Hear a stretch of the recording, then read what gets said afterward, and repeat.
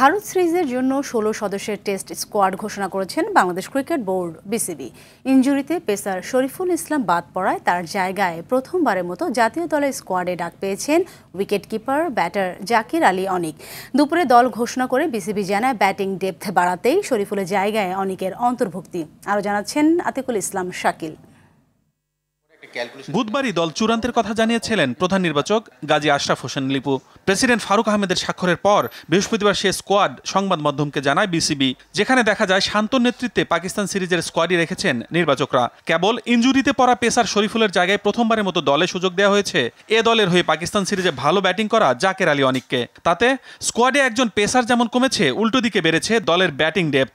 আমাদের batting line আপটা একটু লম্বা করা হয়েছে, স্ট্রেন্থটা বাড়ানো হয়েছে, বিকজ আমরা জানি যে আসলে এই স্কোয়াডে 5 জন সিমার নিয়ে গেলে সেই জায়গায় আমাদের হয়তোবা এক্সট্রা সিমারটা দরকার নাও হতে পারে।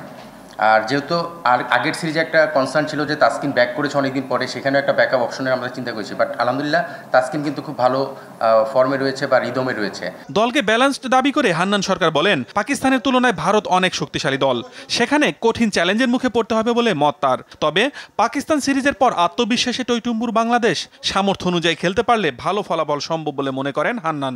আশ্বিন জাদেজার মতো এক্সপিরিয়েন্স প্লেয়ার রয়েছে, তাদেরকে হ্যান্ডেল করাটা তো অবশ্যই একটা চ্যালেঞ্জ থাকবে, বাট আমাদের প্লেয়াররা কিন্তু এমন না যে নতুন খেলছে। আপনি দেখবেন আমাদের ব্যাটিং লাইন আপটা বেশ এক্সপিরিয়েন্স একটা দল কিন্তু আমরা এখন।